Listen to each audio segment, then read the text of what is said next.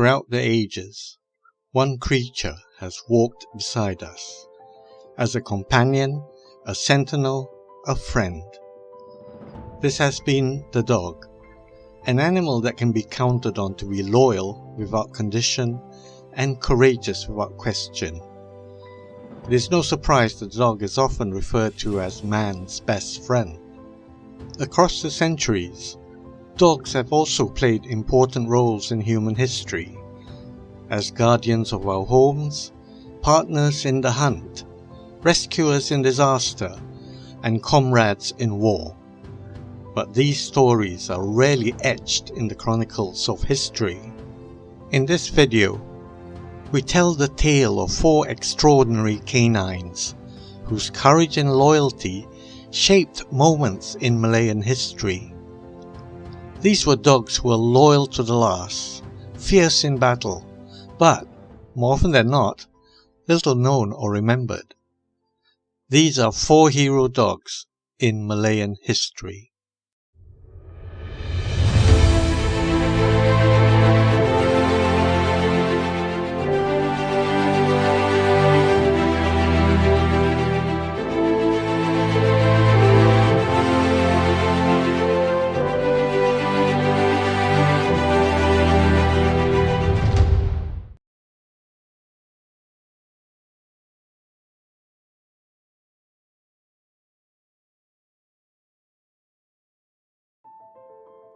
We begin in the year 1832 in the Alor Gajah district of Malacca during what is today known as the Naning War, among the first flickers of local resistance to British expansion in the Malay Peninsula. It began when Dol Said, the chieftain of the district of Naning, refused to pay tribute to the British-controlled settlement of Malacca, arguing that Naning was not theirs to tax. The first British expedition to subdue him failed spectacularly, with British forces fleeing back to Malacca in humiliation. But in 1832, a second, far larger force marched on Naning to crush the rebellion once and for all. Among them was a young 18-year-old officer. Ensign George Holford Walker of the 5th Madras Native Infantry was tasked with leading a flanking maneuver on the rear of Dol Said's stockades at Alor Gajah, while the main British force mounted a frontal assault. However, as he crested the earthworks, a volley of Malay musket fire rang out, and one ball found his heart. He fell where he stood, and was buried that same evening by his brother officers.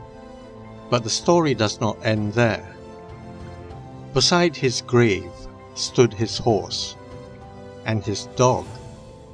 Neither would leave him even in death.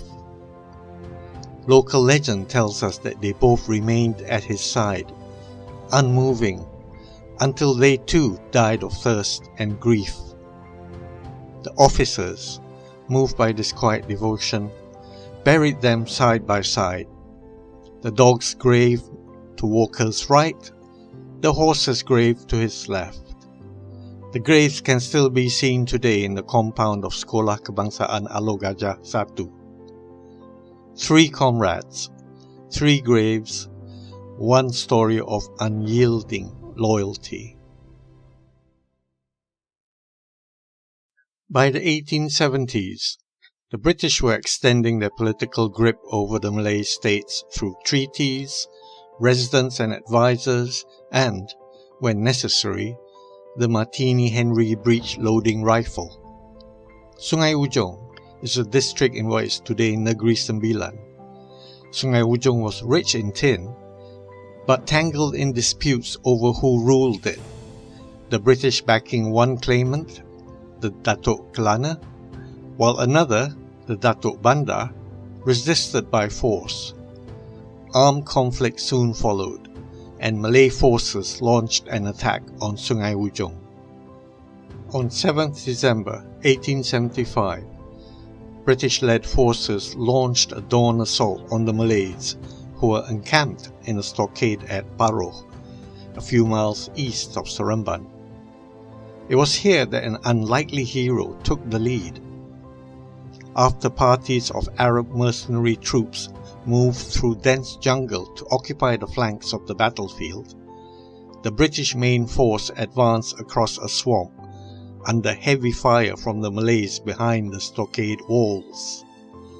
The advance was halted, and with casualties mounting, the order was given for a bayonet charge through the mire. As the British troops and Arab mercenaries surged forward, the black retriever of Captain Murray, the British resident, was seen gallantly leading the charge, bounding ahead into the gunfire, tail high, spirit undaunted. As the Labrador raced forward, it was struck in the leg by a tin bullet and fell to the ground. The battle was fierce.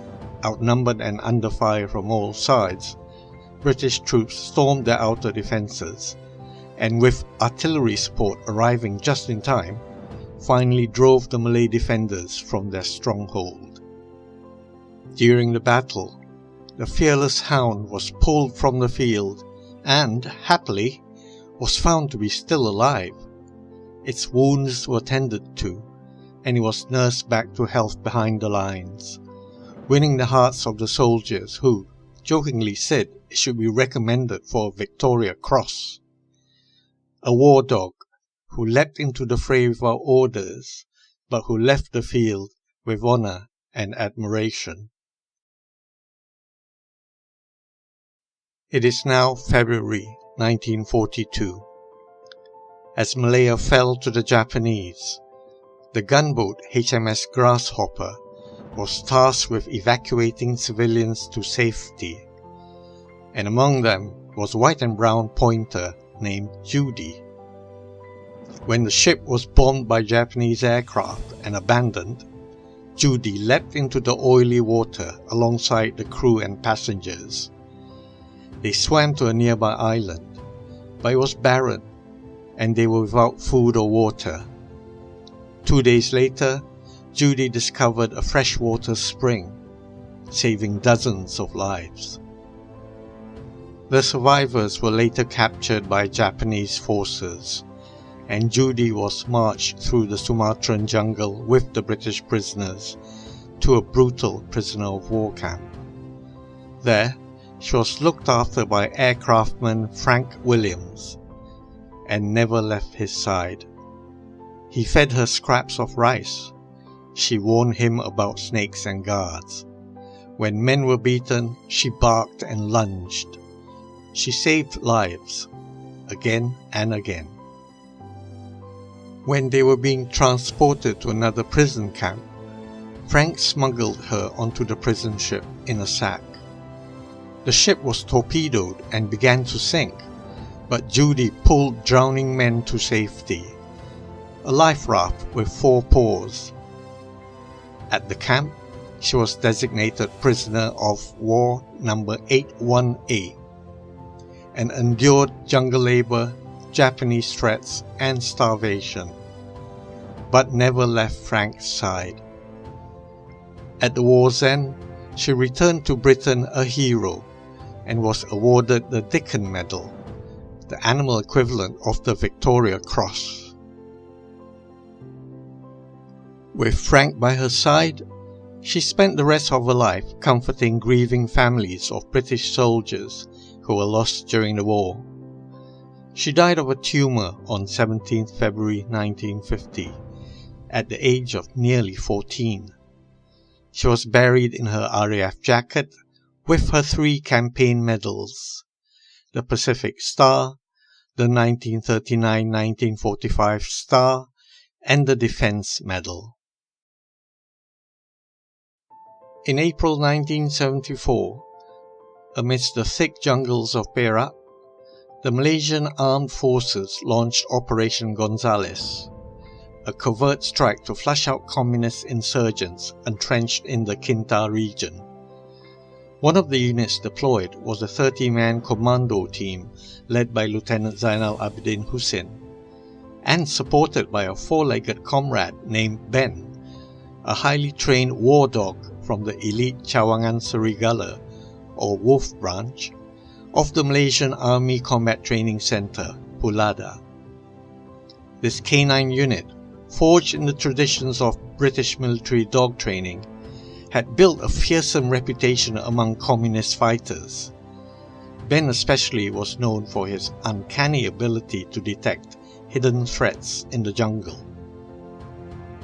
On the morning of 19th April 1974, as Zainal's men moved cautiously through the dense undergrowth, Ben suddenly halted and sat beside his handler, Sergeant Chandan, a silent signal he had detected enemy movement nearby. Moments later, the platoon was ambushed. The first target of the communist gunfire was Ben himself.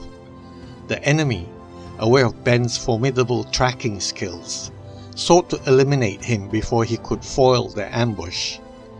Ben was hit in the initial volley, his blood staining the jungle floor. Despite his mortal wounds, Ben did not panic. In his final moments, he crawled towards his handler, stretching out a paw as if to bid farewell. He died by Chandan's side, a final act of loyalty that would be remembered long after the firefight ended.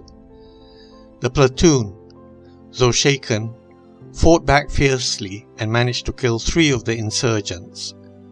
An urgent medevac was launched, and Captain Abdul Rahim of the Royal Malaysian Air Force defied protocol to fly into the combat zone at night, rescuing the wounded men and retrieving Ben's body. Ben was returned to Pulada, where he was laid to rest.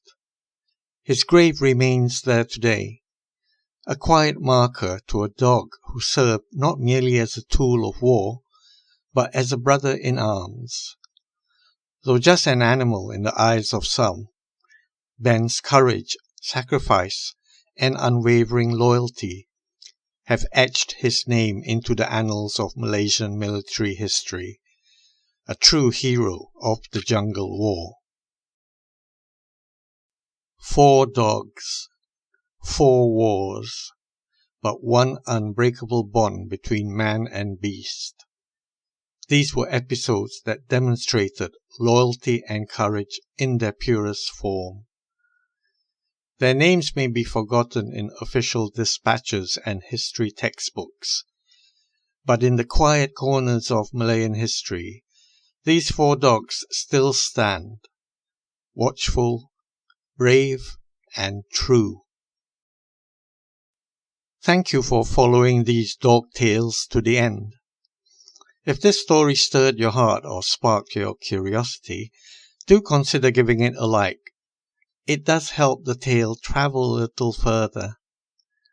Share it if you would with fellow lovers of history and animals alike. And should you wish to accompany me on future walks into the chronicles of forgotten Malayan lore, I would be most obliged if you subscribed. Your comments, reflections, and recollections are always welcome below. I read them all and reply as often as I can. Until next time, dear viewer, I remain as ever your grateful chronicler. Cheerio.